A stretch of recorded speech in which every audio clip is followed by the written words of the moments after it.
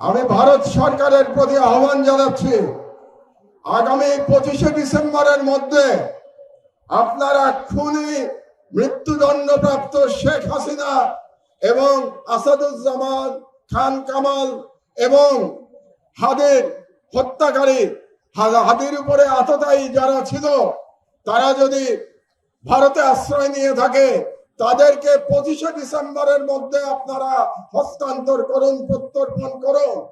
না হলে আমি হাদির রক্তের কসম দিয়ে বলছি, বাংলাদেশের প্রতিটি ভারতীয় প্রতিষ্ঠানের বিরুদ্ধে আমরা প্রতিরোধ সংগ্রাম শুরু করব।